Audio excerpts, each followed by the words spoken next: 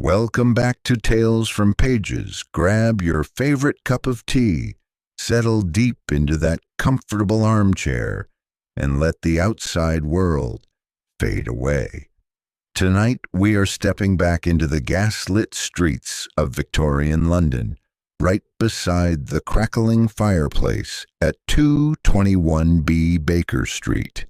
But the warmth of this room will soon be shattered by a chilling wind, one that carries the absolute terror of a frightened young woman trembling in the dark.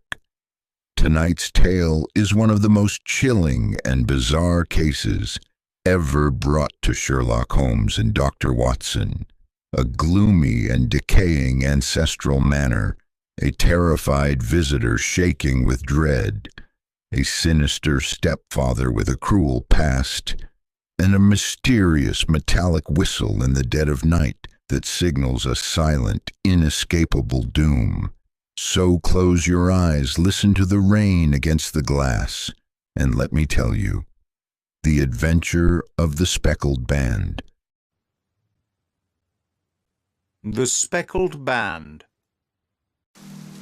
In glancing over the notes of the 70-odd cases in which I have, during the last 8 years, studied the methods of my friend Sherlock Holmes, I find many tragic, some comic, a large number merely strange, but none commonplace. For working as he did rather for the love of his art than for the acquirement of wealth, he refused to associate himself with any investigation which did not tend towards the unusual, and even the fantastic.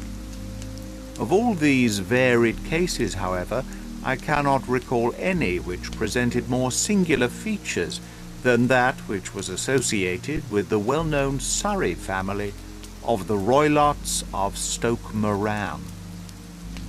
The events in question occurred in the early days of my association with Holmes, when we were sharing rooms as bachelors in Baker Street. It is possible that I might have placed them upon record before, but a promise of secrecy was made at the time, from which I have only been freed during the last month by the untimely death of the lady to whom the pledge was given. It is perhaps as well that the facts should now come to light, for I have reasons to know that there are widespread rumors as to the death of Dr. Grimesby Roylott, which tend to make the matter even more terrible than the truth. It was early in April in the year 83 that I woke one morning to find Sherlock Holmes standing fully dressed by the side of my bed. He was a late riser as a rule, and as the clock on the mantelpiece showed me that it was only 7:15, I blinked up at him in some surprise, and perhaps just a little resentment, for I was myself regular in my habits. "Very sorry to knock you up, Watson," said he, "but it's the common lot this morning. Mrs. Hudson has been knocked up, she retorted upon me, and I on you. What is it, then? A fire? No, a client. It seems that a young lady has arrived in a considerable state of excitement who insists upon seeing me. She is waiting now in the sitting-room. Now, when young ladies wander about the metropolis at this hour of the morning and knock sleepy people up out of their beds, I presume that it is something very pressing which they have to communicate. Should it prove to be an interesting case, you would, I am sure, wish to follow it from the outset. I thought at any rate that I should call you and give you the chance. My dear fellow, I would not miss it for anything." I had no keener pleasure than in following Holmes in his professional investigations, and in admiring the rapid deductions, as swift as intuitions, and yet always founded on a logical basis, with which he unraveled the problems which were submitted to him.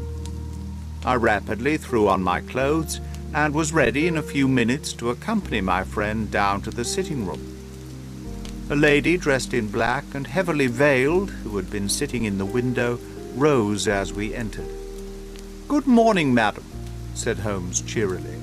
"My name is Sherlock Holmes. This is my intimate friend and associate, Dr. Watson, before whom you can speak freely as before myself. Ha! I'm glad to see that Mrs. Hudson has had the good sense to light the fire. Pray draw up to it, and I shall order you a cup of hot coffee, for I observe that you are shivering." "It is not the cold which makes me shiver," said the woman in a low voice, changing her seat as requested. "What then?" "It is fear, Mr. Holmes. It is terror." She raised her veil as she spoke, and we could see that she was indeed in a pitiable state of agitation, her face all drawn and grey, with restless, frightened eyes, like those of some hunted animal. Her features and figure were those of a woman of 30, but her hair was shot with premature grey, and her expression was weary and haggard. Sherlock Holmes ran her over with one of his quick, all-comprehensive glances. "You must not fear," said he soothingly, bending forward and patting her forearm. "We shall soon set matters right, I have no doubt. You have come in by train this morning, I see. You know me, then?" "No, but I observe the second half of a return ticket in the palm of your left glove. You must have started early, and yet you had a good drive in a dog-cart along heavy roads before you reached the station." The lady gave a violent start and stared in bewilderment at my companion. "There is no mystery, my dear madam," said he, smiling. "The left arm of your jacket is spattered with mud in no less than 7 places. The marks are perfectly fresh. There is no vehicle save a dog-cart which throws up mud in that way, and then only when you sit on the left-hand side of the driver." "Whatever your reasons may be, you are perfectly correct," said she. "I started from home before 6, reached Leatherhead at 20 past, and came in by the first train to Waterloo. Sir, I can stand this strain no longer. I shall go mad if it continues.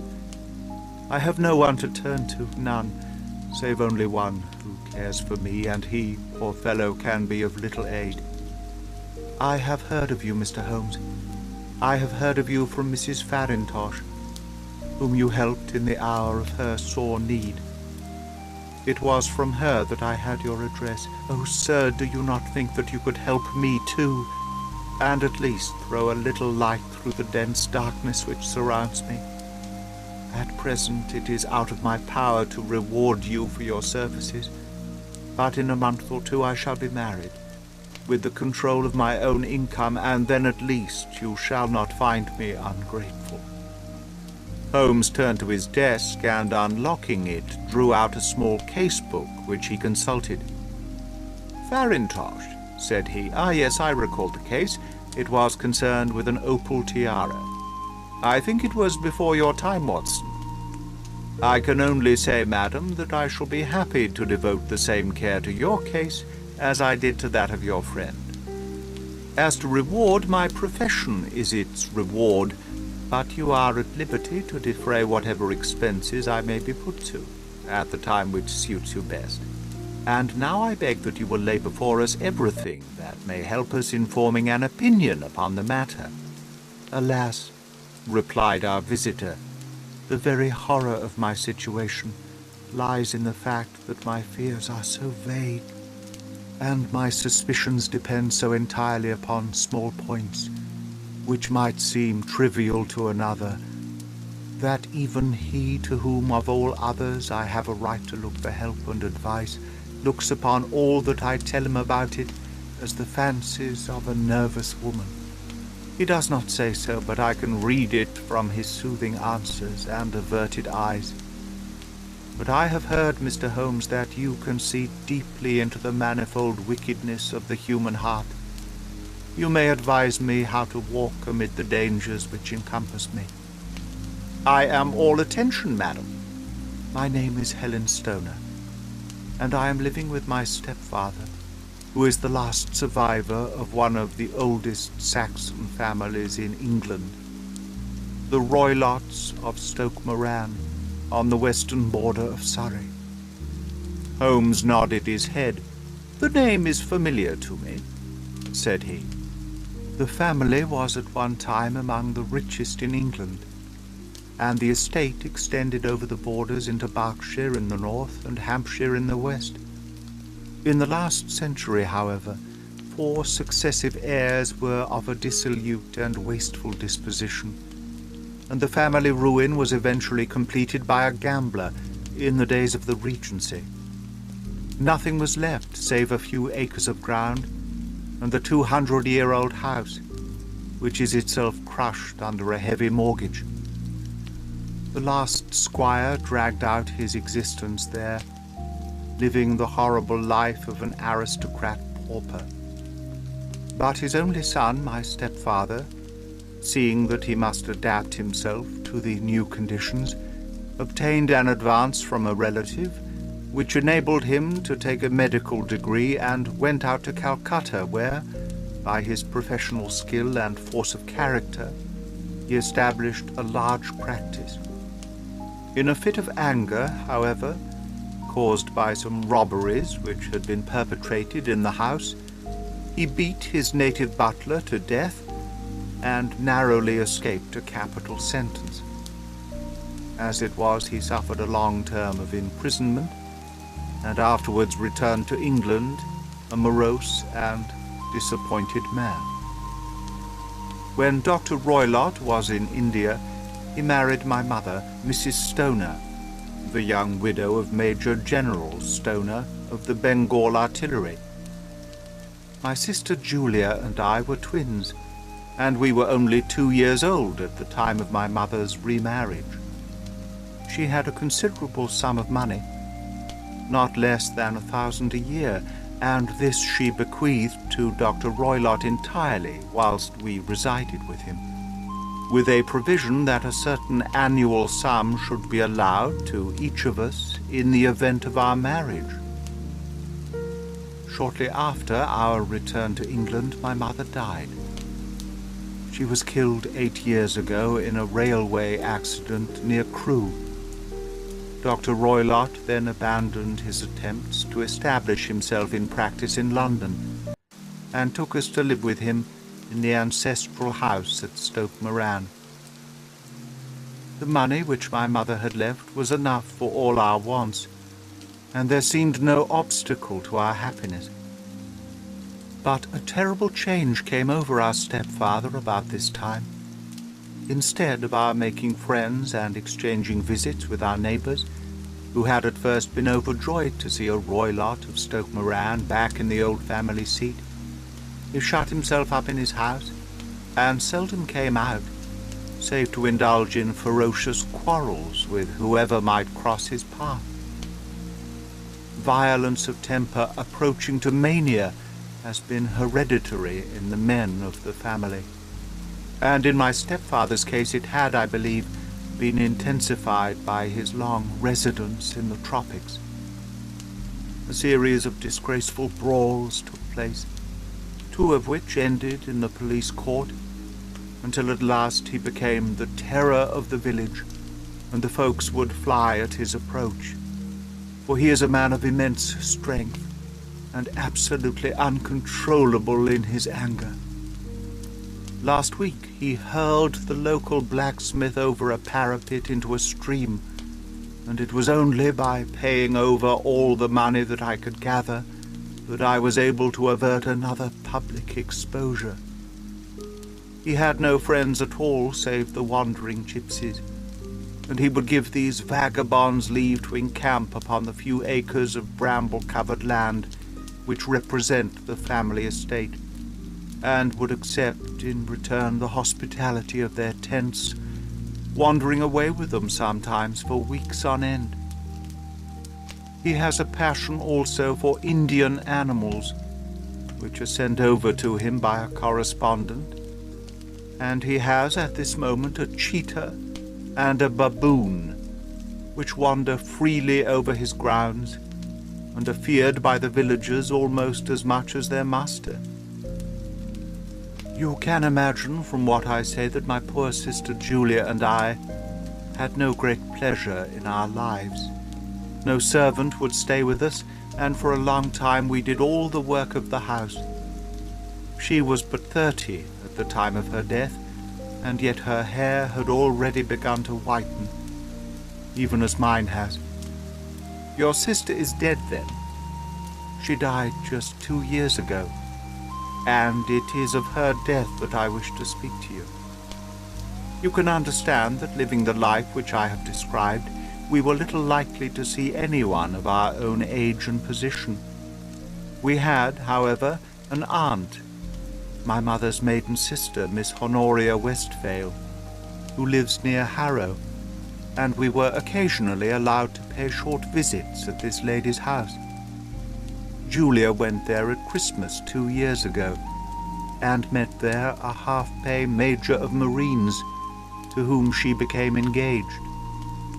My stepfather learnt of the engagement when my sister returned, and offered no objection to the marriage.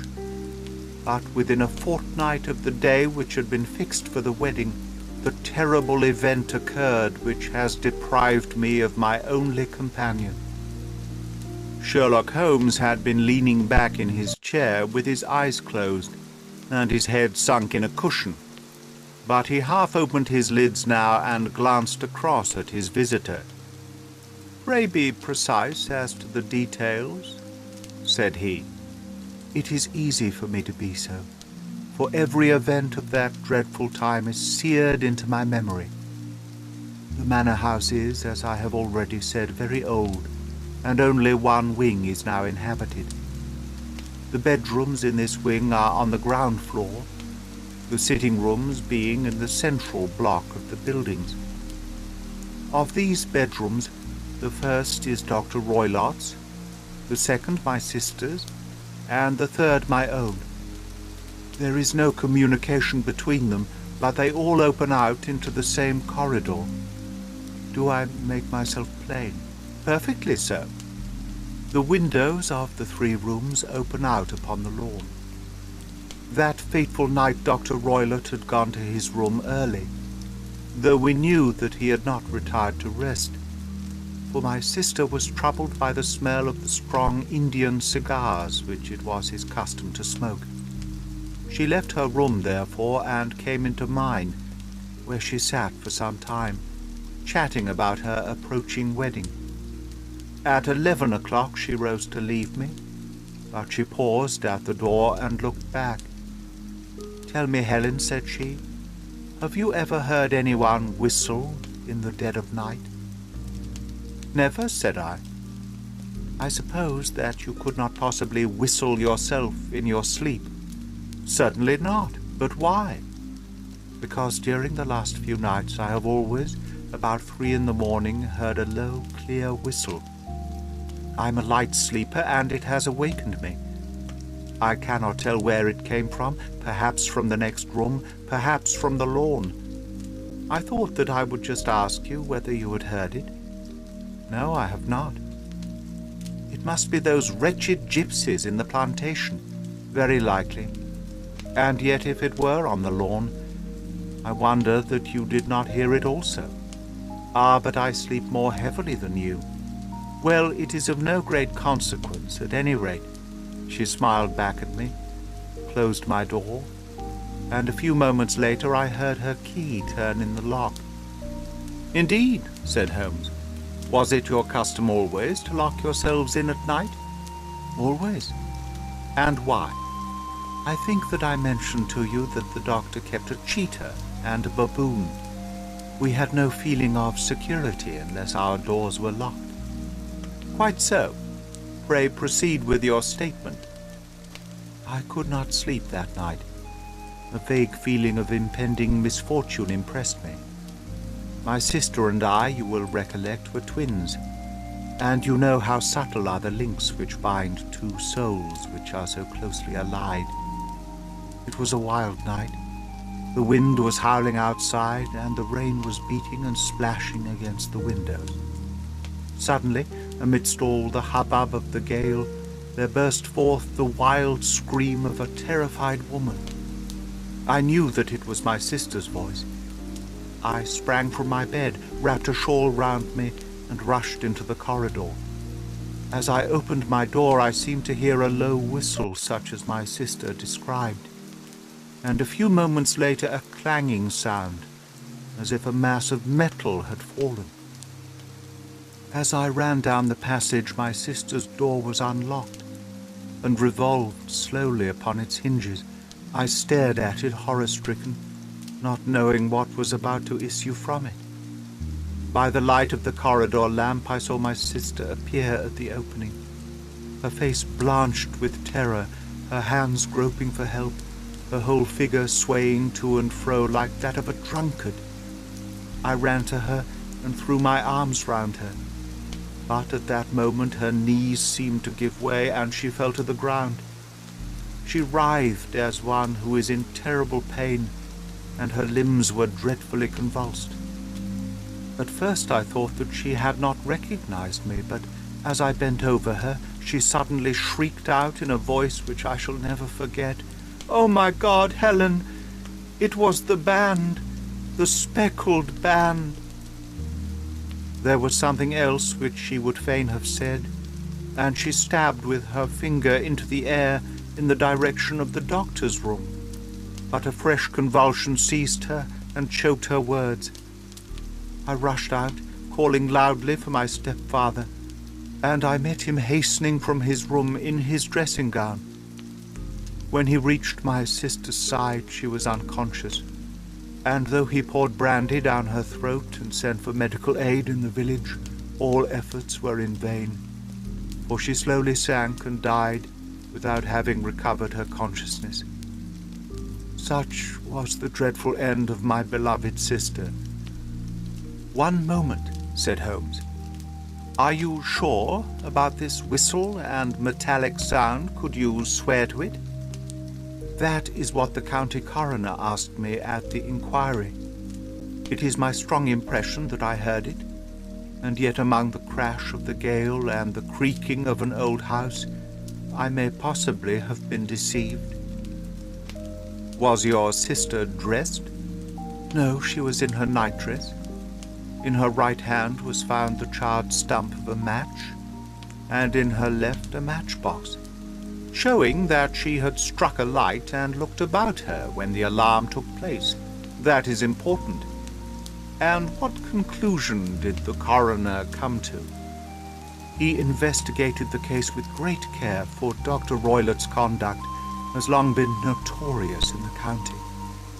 But he was unable to find any satisfactory cause of death. My evidence showed that the door had been fastened upon the inner side, and the windows were blocked by old-fashioned shutters with broad iron bars, which were secured every night.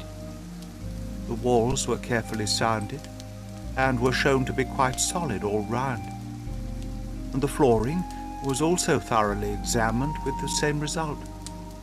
The chimney is wide, but is barred up by 4 large staples. It is certain, therefore, that my sister was quite alone when she met her end. Besides, there were no marks of any violence upon her. How about poison?" "The doctors examined her for it, but without success." "What do you think that this unfortunate lady died of, then?" "It is my belief that she died of pure fear and nervous shock, though what it was which frightened her I cannot imagine." "Were there gypsies in the plantation at the time?" "Yes, there are nearly always some there." "Ah, and what did you gather from this allusion to a band? A speckled band?" "Sometimes I have thought that it was merely the wild talk of delirium, sometimes that it may have referred to some band of people, perhaps to these very gypsies in the plantation. I do not know whether these spotted handkerchiefs, which so many of them wear over their heads, might have suggested the strange adjective which she used." Holmes shook his head like a man who is far from being satisfied. "These are very deep waters," said he. "Pray go on with your narrative." 2 years have passed since then. and my life has been, until lately, lonelier than ever. A month ago, however, a dear friend, whom I have known for many years, has done me the honor to ask my hand in marriage. His name is Armitage, Percy Armitage, the second son of Mr. Armitage of Crane Water near Reading.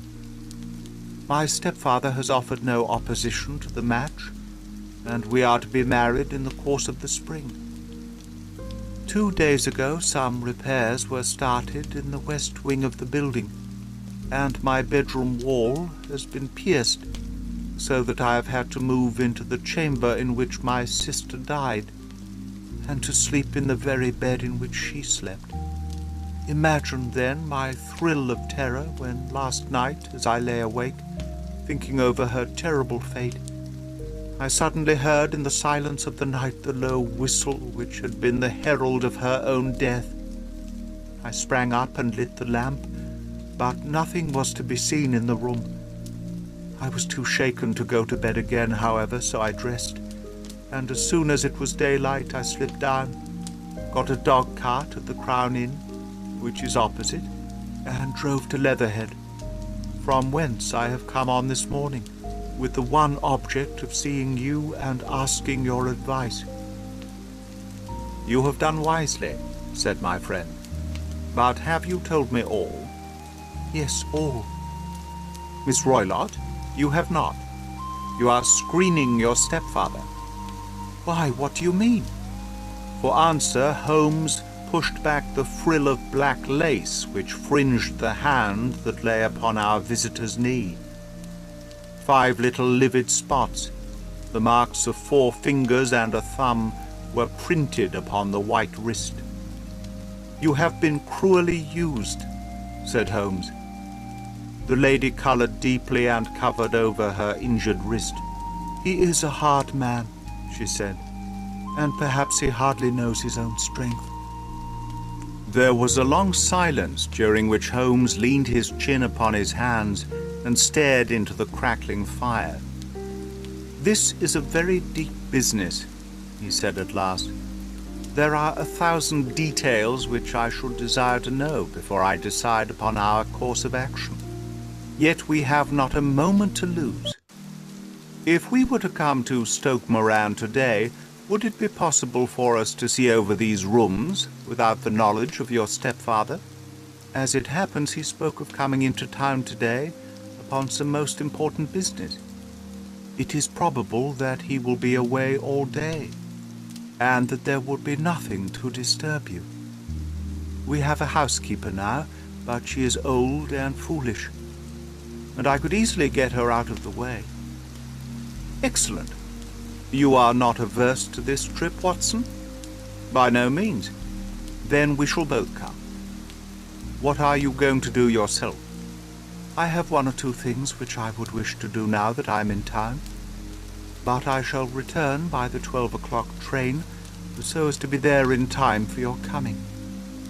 And you may expect us early in the afternoon. I have myself some small business matters to attend to. Will you not wait and breakfast? No, I must go. My heart is lightened already since I have confided my trouble to you. I shall look forward to seeing you again this afternoon. She dropped her thick black veil over her face and glided from the room. And what do you think of it all, Watson? Asked Sherlock Holmes, leaning back in his chair. It seems to me to be a most dark and sinister business. Dark enough and sinister enough. Yet if the lady is correct in saying that the floor and walls are sound, and that the door, window, and chimney are impassable, then her sister must have been undoubtedly alone when she met her mysterious end. What becomes then of these nocturnal whistles? And what of the very peculiar words of the dying woman? I cannot think. When you combine the ideas of whistles at night, the presence of a band of gypsies who are on intimate terms with this old doctor, the fact we have every reason to believe that the doctor has an interest in preventing his stepdaughter's marriage, the dying allusion to a band, and finally the fact that Miss Helen Stoner heard a metallic clang, which might have been caused by one of those metal bars which secured the shutters falling back into their place, I think there is good ground to think that the mystery may be cleared along those lines. But what then did the gypsies do? I cannot imagine. I see many objections to any such a theory. And so do I. It is precisely for that reason that we are going to Stoke Moran this day. I want to see whether the objections are fatal, or if they may be explained away. But what in the name of the devil? The ejaculation had been drawn from my companion by the fact that our door had been suddenly dashed open, and that a huge man framed himself in the aperture. His costume was a peculiar mixture of the professional and of the agricultural, having a black top hat, a long frock coat, and a pair of high gaiters, with a hunting crop swinging in his hand. So tall was he that his hat actually brushed the crossbar of the doorway, and his breadth seemed to span it across from side to side. A large face, seared with 1,000 wrinkles, burned yellow with the sun, and marked with every evil passion, was turned from one to the other of us, while his deep-set, bile-shot eyes and the high, thin, fleshless nose gave him somewhat the resemblance to a fierce old bird of prey. "Which of you is Holmes?" asked this apparition. "My name, sir, but you have the advantage of me," said my companion quietly. "I am Dr. Grimesby Roylott of Stoke Moran." "Indeed, doctor," said Holmes blandly. "Pray take a seat." "I will do nothing of the kind. My stepdaughter has been here. I have traced her. What has she been saying to you?" "It is a little cold for the time of year," said Holmes. "What has she been saying to you?" screamed the old man furiously. "But I have heard that the crocuses promise well," continued my companion imperturbably. "Ha! You put me off, do you?" said our new visitor, taking a step forward and shaking his hunting crop. "I know you, you scoundrel. I've heard of you before. You are Holmes the meddler." My friend smiled. "Holmes the busybody." His smile broadened. "Holmes the Scotland Yard Jack in office." Holmes chuckled heartily. "Your conversation is most entertaining," said he. "When you go out, close the door, for there is a decided draught." "I will go when I've had my say. Don't you dare to meddle with my affairs. I know that Miss Stoner has been here. I traced her. I am a dangerous man to fall foul of. See here." He stepped swiftly forward, seized the poker, and bent it into a curve with his huge brown hands. "See that you keep yourself out of my grip," he snarled, and hurling the twisted poker into the fireplace, he strode out of the room. "He seems a very amiable person," said Holmes, laughing. "I am not quite so bulky, but if he had remained, I might have shown him that my grip was not much more feeble than his own." As he spoke, he picked up the steel poker and, with a sudden effort, straightened it out again. "Fancy his having the insolence to confound me with the official detective force. This incident gives zest to our investigation, however, and I only trust that our little friend will not suffer from her imprudence in allowing this brute to trace her. And now, Watson, we shall order breakfast, and afterwards I shall walk down to Doctor's Commons, where I hope to get some data which may help us in this matter." It was nearly 1 o'clock when Sherlock Holmes returned from his excursion. He held in his hand a sheet of blue paper, scrawled over with notes and figures. "I have seen the will of the deceased wife," said he. To determine its exact meaning, I have been obliged to work out the present prices of the investments with which it is concerned. The total income, which at the time of the wife's death was little short of £1,100, is now, through the fall in agricultural prices, not more than £750. Each daughter can claim an income of £250 in case of marriage. It is evident, therefore, that if both girls had married, this beauty would have had a mere pittance, while even one of them would cripple him to a serious extent. My morning's work has not been wasted, since it has proved that he has the very strongest motives for standing in the way of anything of the sort. And now, Watson, this is too serious for dawdling, especially as the old man is aware that we are interesting ourselves in his affairs. So, if you are ready, we shall call a cab and drive to Waterloo. I should be very much obliged if you would slip your revolver into your pocket. An Ely's number 2 is an excellent argument with gentlemen who can twist steel pokers into knots. That and a toothbrush are, I think, all that we need. At Waterloo we were fortunate in catching a train for Leatherhead, where we hired a trap at the station inn, and drove for 4 or 5 miles through the lovely Surrey lanes. It was a perfect day, with a bright sun and a few fleecy clouds in the heaven. The trees and wayside hedges were just throwing out their green shoots, and the air was full of the pleasant smell of the moist earth. To me, at least, there was a strange contrast between the sweet promise of the spring and this sinister quest upon which we were engaged. My companion sat in the front of the trap, his arms folded, his hat pulled down over his eyes, and his chin sunk upon his breast, buried in the deepest thought. Suddenly, however, he started, tapped me on the shoulder, and pointed over the meadows. "Look there," said he. A heavy timbered park stretched up in a gentle slope, thickened into a grove at the highest point. From amidst the branches there jutted out the grey gables and high roof tree of a very old mansion. "Stoke Moran?" said he. "Yes, sir, that be the house of Dr. Grimesby Roylott," remarked the driver. "There is some building going on over there," said Holmes. "That is where we are going." "There's the village," said the driver, pointing to a cluster of roofs some distance to the left. "But if you want to get to the house, you'll find it shorter to go over this stile, and so by the footpath over the fields. There it is, where the lady is walking." "And the lady, I fancy, is Miss Stoner," observed Holmes, shading his eyes. "Yes, I think we had better do as you suggest."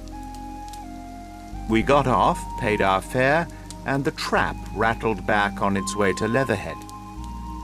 "I thought it as well," said Holmes as we climbed the stile, "that this fellow should think we had come here as architects or on some definite business. It may stop his gossip. Good afternoon, Miss Stoner. You see that we have been as good as our word." Our client of the morning had hurried forward to meet us, with a face which spoke her joy. "I have been waiting so eagerly for you," she cried, shaking hands with us warmly. "All has turned out splendidly. Dr. Roylott has gone to town, and it is unlikely that he will be back before evening." "We have had the pleasure of making the doctor's acquaintance," said Holmes, and in a few words he sketched out what had occurred. Miss Stoner turned white to the lips as she listened. "Good heavens!" she cried. "He has followed me, then?" "So it appears. He is so cunning that I never know when I am safe from him. What will he say when he returns? He must guard himself, for he may find that there is someone more cunning than himself upon his track. You must lock yourself from him tonight. If he is violent, we shall take you away to your aunt's at Harrow. Now, we must make the best use of our time, so kindly take us at once to the rooms which we are to examine." The building was of grey lichen-blotched stone, with a high central portion and two curving wings like the claws of a crab thrown out on each side. In one of these wings the windows were broken and blocked with wooden boards, while the roof was partly caved in, a picture of ruin. The central portion was in little better repair, but the right-hand block was comparatively modern, and the blinds in the windows with the blue smoke curling up from the chimneys showed that this was where the family resided. Some scaffolding had been erected against the end wall, and the stonework had been broken into. But there were no signs of any workmen at the moment of our visit. Holmes walked slowly up and down the ill-trimmed lawn, and examined with deep attention the outsides of the windows. "This, I take it, belongs to the room in which you used to sleep. The centre one to your sister's, and the one next to the main building to Dr. Roylott's chamber."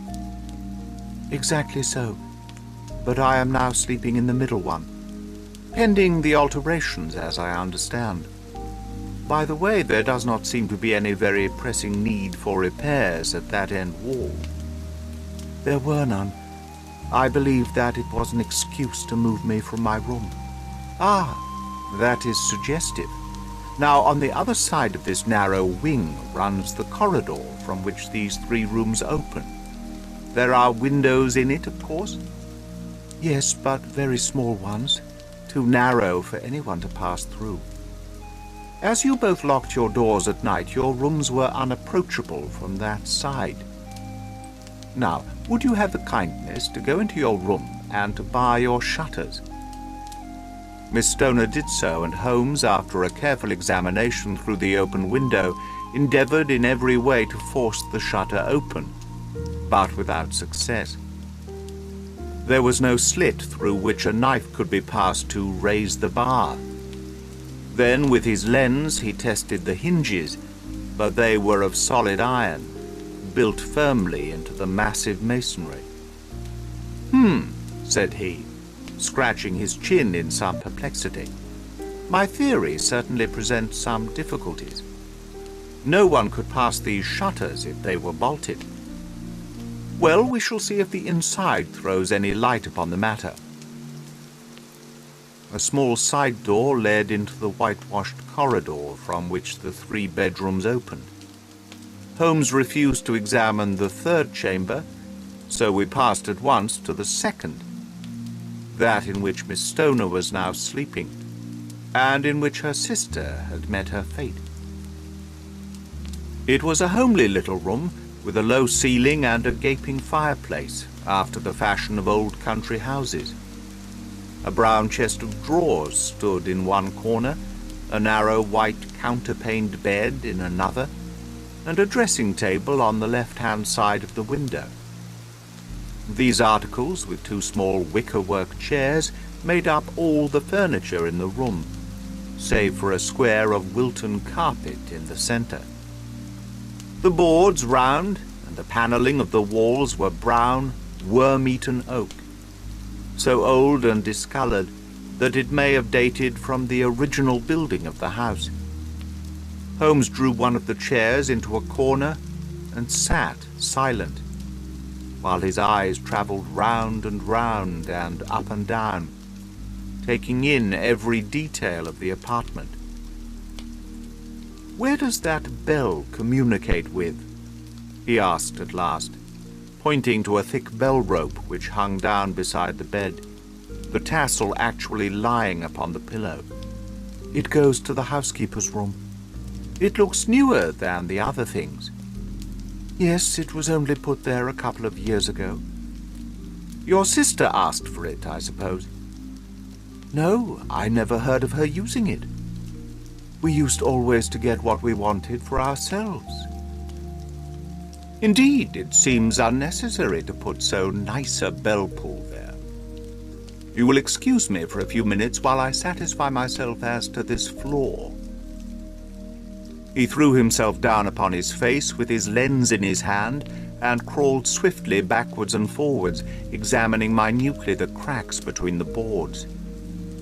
Then he did the same with the woodwork with which the chamber was panelled. Finally, he walked over to the bed and spent some time in staring at it and running his eye up and down the wall. Finally, he took the bell rope in his hand and gave it a brisk tug. "Why, it's a dummy," said he. "Won't it ring?" "No, it is not even attached to a wire. This is very interesting. You can see now that it is fastened to a hook just above where the little opening of the ventilator is. How very absurd. I never noticed that before."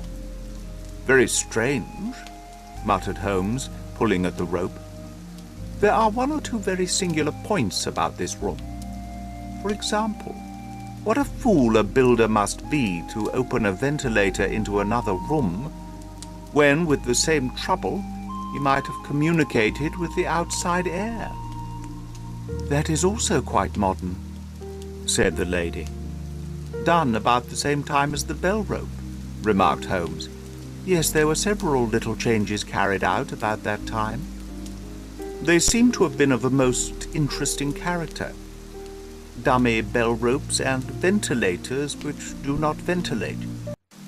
With your permission, Miss Stoner, we shall now carry our researches into the inner apartment."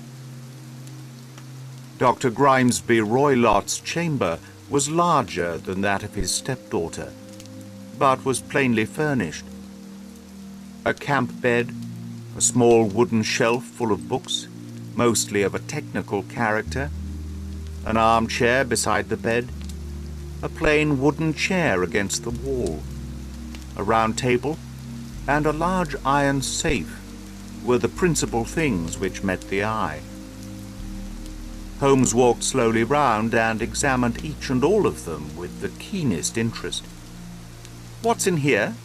he asked, tapping the safe. "My stepfather's business papers." "Oh, you have seen inside then?" "Only once, some years ago. I remember that it was full of papers." "There isn't a cat in it, for example?" "No, what a strange idea."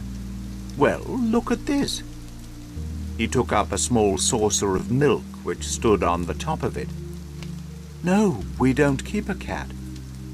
But there is a cheetah and a baboon." "Ah, yes, of course."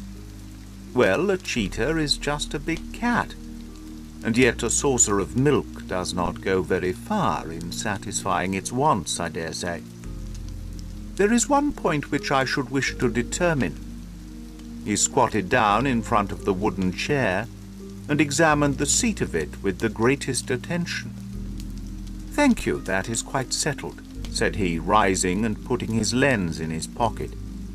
"Hello, here is something interesting." The object which had caught his eye was a small dog lash hung upon one corner of the bed. The lash, however, was curled upon itself and tied so as to make a loop of whipcord. "What do you make of that, Watson?" "It's a common enough lash, but I don't know why it should be tied." "That is not quite so common, is it?" "Ah me, it's a wicked world, and when a clever man turns his brain to crime, it is the worst of all. I think that I have seen enough now, Miss Stoner, and with your permission we shall walk out upon the lawn." I had never seen my friend's face so grim or his brow so dark, as it was when we turned from the scene of this investigation. We had walked several times up and down the lawn, neither Miss Stoner nor myself liking to break in upon his thoughts before he roused himself from his reverie. "It is very essential, Miss Stoner," said he, "that you should absolutely follow my advice in every respect." "I shall most certainly do so." "The matter is too serious for any hesitation. Your life may depend upon your compliance." "I assure you that I am in your hands." "In the first place, both my friend and I must spend the night in your room." Both Miss Stoner and I gazed at him in astonishment. "Yes, it must be so. Let me explain. I believe that is the village inn over there." "Yes, that is the Crown." "Very good. Your windows would be visible from there? Certainly. You must confine yourself to your room on pretense of a headache when your stepfather comes back. Then, when you hear him retire for the night, you must open the shutters of your window, undo the hasp, put your lamp there as a signal to us, and then withdraw with everything which you are likely to want into the room which you used to occupy. I have no doubt that, in spite of the repairs, you could manage there for one night. Oh, yes, easily. The rest you will leave in our hands. But what will you do? We shall spend the night in your room, and we shall investigate the cause of this noise which has disturbed you. I believe, Mr. Holmes, that you have already made up your mind, said Miss Stoner, laying her hand upon my companion's sleeve. Perhaps I have. Then for pity's sake tell me what was the cause of my sister's death. I should prefer to have clearer proofs before I speak. You can at least tell me whether my own thought is correct, and if she died from sudden fright. No, I do not think so. I think that there was probably some more tangible cause. And now, Miss Stoner, we must leave you, for if Dr. Roylott returned and saw us, our journey would be in vain. Goodbye, and be brave, for if you will do what I have told you, you may rest assured that we shall soon drive away the dangers that threaten you. Sherlock Holmes and I had no difficulty in engaging a bedroom and sitting room at the Crown Inn. They were on the upper floor, and from our window we could command a view of the avenue gate and of the inhabited wing of Stoke Moran Manor House. At dusk we saw Dr. Grimesby Roylott drive past, his huge form looming up beside the little figure of the lad who drove him. The boy had some slight difficulty in undoing the heavy iron gates, and we heard the hoarse roar of the doctor's voice and saw the fury with which he shook his clenched fists at him. The trap drove on, and a few minutes later we saw a sudden light spring up among the trees as the lamp was lit in one of the sitting rooms. "Do you know, Watson," said Holmes as we sat together in the gathering darkness, "I have really some scruples as to taking you tonight. There is a distinct element of danger. Can I be of assistance? Your presence might be invaluable. Then I shall certainly come. It is very kind of you. You speak of danger. You have evidently seen more in these rooms than was visible to me. No, but I fancy that I may have deduced a little more. I imagine that you saw all that I did. I saw nothing remarkable save the bell rope, and what purpose that could answer, I confess, is more than I can imagine. You saw the ventilator too, yes, but I do not think that it is a very unusual thing to have a small opening between two rooms. It was so small that a rat could hardly pass through. I knew that we should find a ventilator before ever we came to Stoke Moran. My dear Holmes! Oh, yes, I did. You remember, in her statement, she said that her sister could smell Dr. Roylott's cigar. Now, of course, that suggests at once that there must be a communication between the two rooms. It could only be a small one, or it would have been remarked upon at the coroner's inquiry. I deduced a ventilator. But what harm can there be in that? Well, there is at least a curious coincidence of dates. A ventilator is made, a cord is hung, and a lady who sleeps in the bed dies. Does not that strike you? I cannot as yet see any connection. Did you observe anything very peculiar about that bed? No. It was clamped to the floor. Did you ever see a bed fastened like that before? I cannot say that I have. The lady could not move her bed. It must always be in the same relative position to the ventilator and to the rope, or so we may call it, since it was clearly never meant for a bell pull.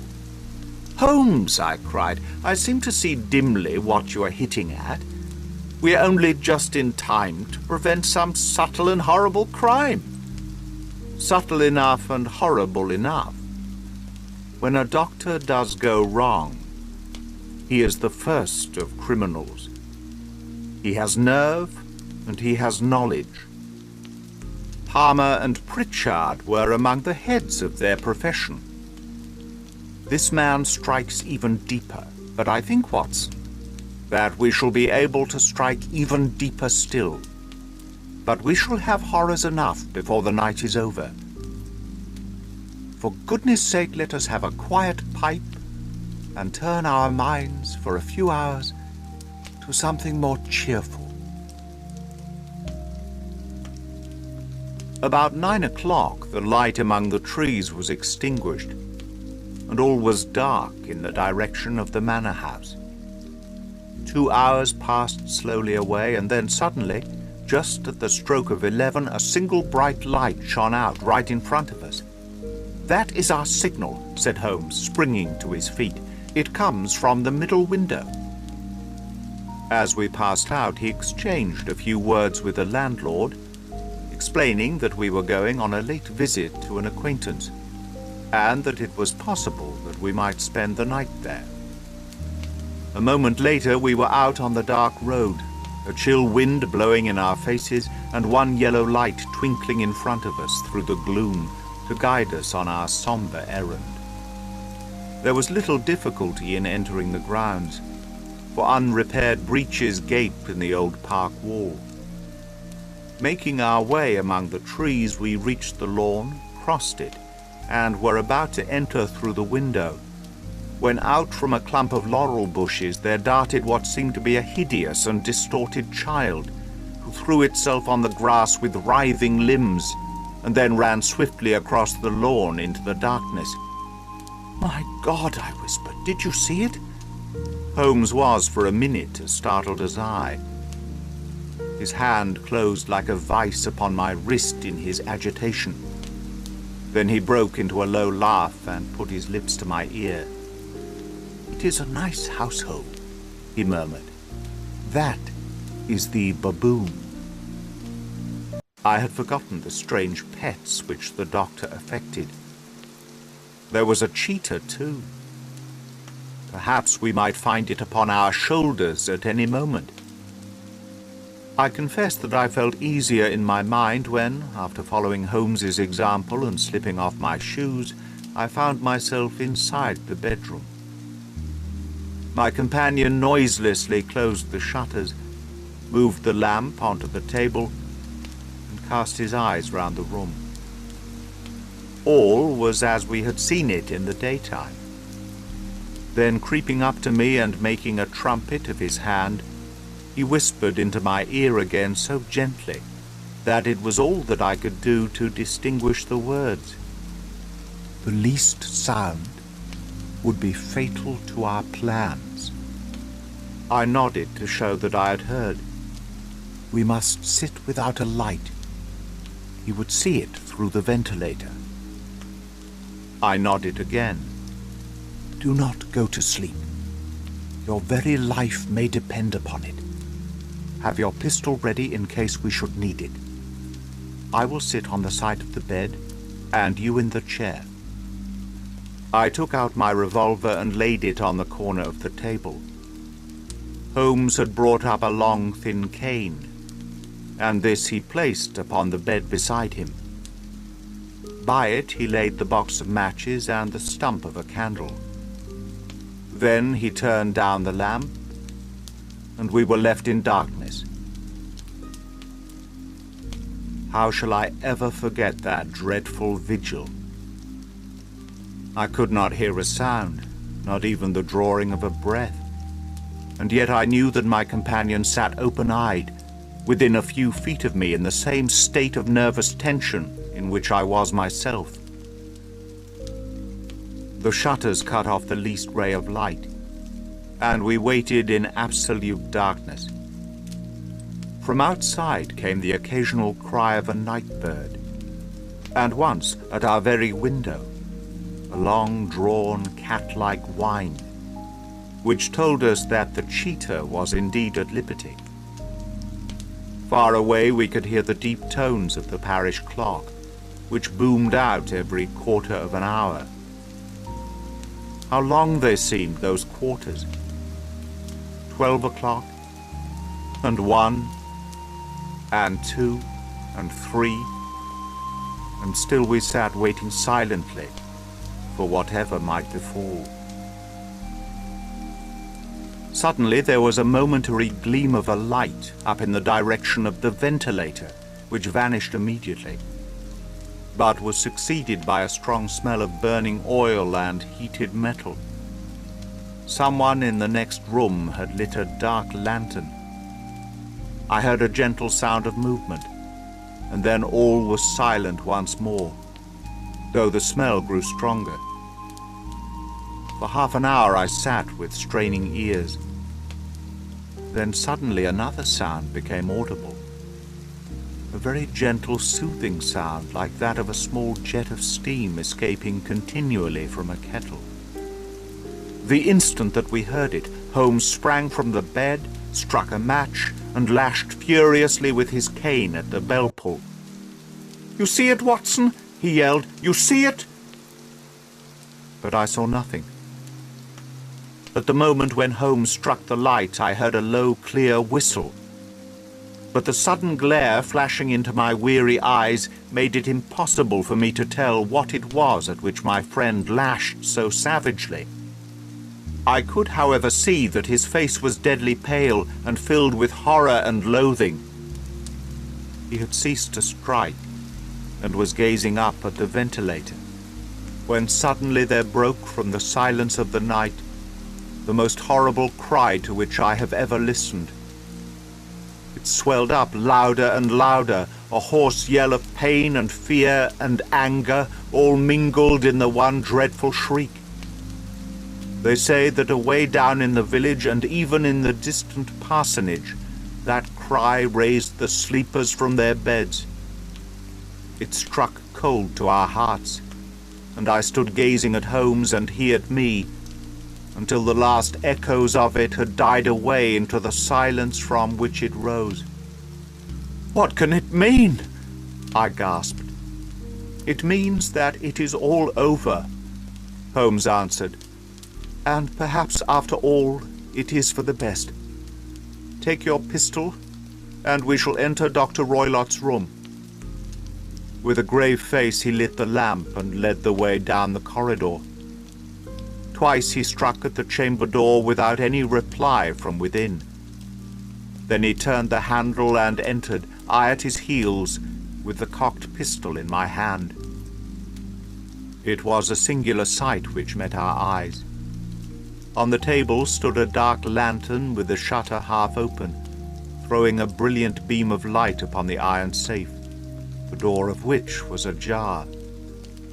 Beside this table on the wooden chair sat Dr. Grimesby Roylott, clad in a long grey dressing gown, his bare ankles protruding beneath, and his feet thrust into red, heelless Turkish slippers.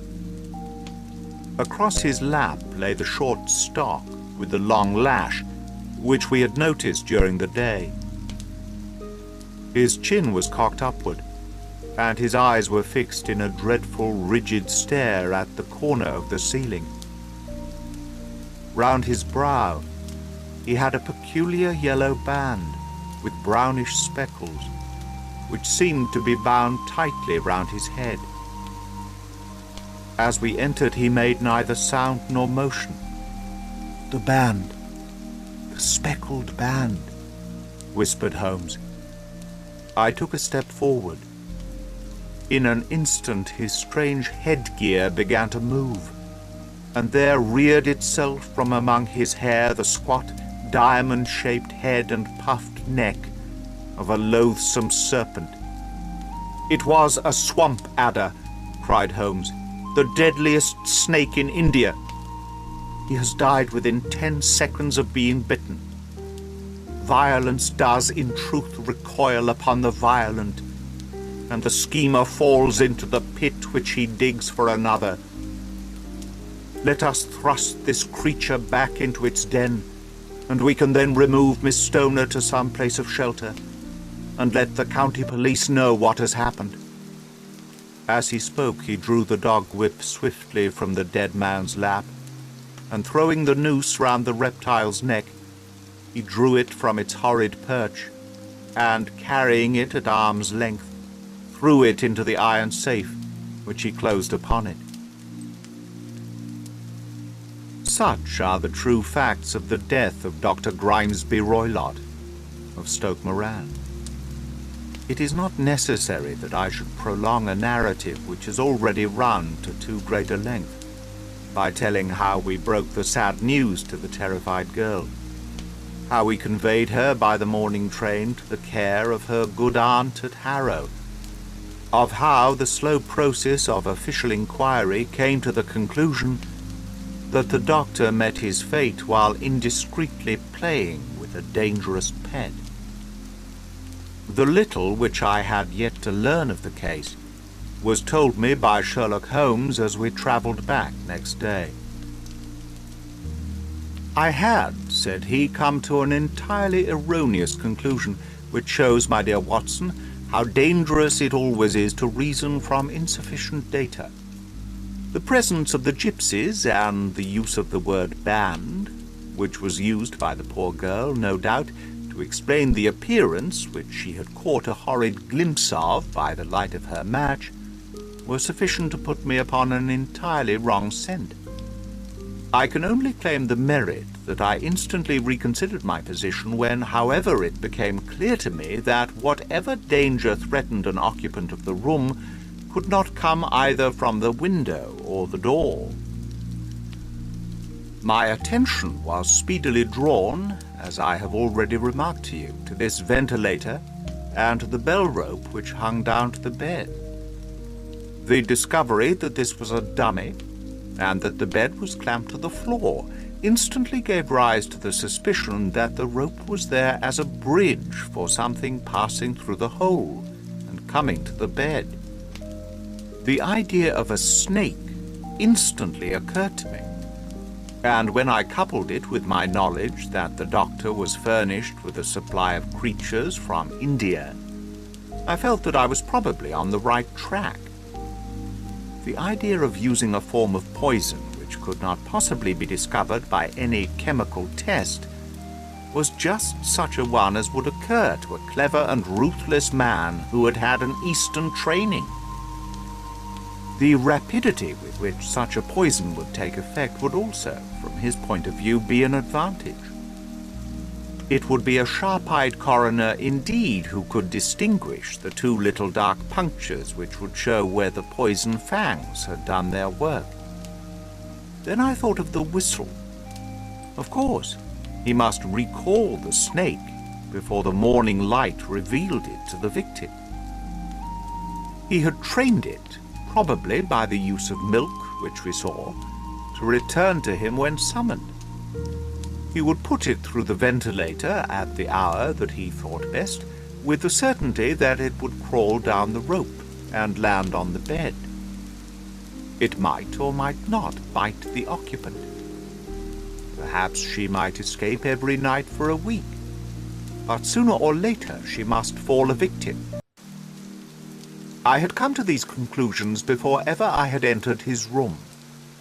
An inspection of his chair showed me that he had been in the habit of standing on it, which of course would be necessary in order that he should reach the ventilator. The sight of the safe, the saucer of milk, and the loop of the whipcord were enough to finally dispel any doubts which may have remained. The metallic clang heard by Miss Stoner was obviously caused by her father hastily closing the door of his safe upon its terrible occupant. Having once made up my mind, you know the steps which I took in order to put the matter to the proof. I heard the creature hiss, as I have no doubt that you did also, and I instantly lit the light and attacked it, with the result of driving it through the ventilator, and also with the result of causing it to turn upon its master at the other side. Some of the blows of my cane came home and roused its snakish temper, so that it flew upon the first person it saw. In this way I am no doubt indirectly responsible for Dr. Grimesby Roylott's death, and I cannot say that it is likely to weigh very heavily upon my conscience.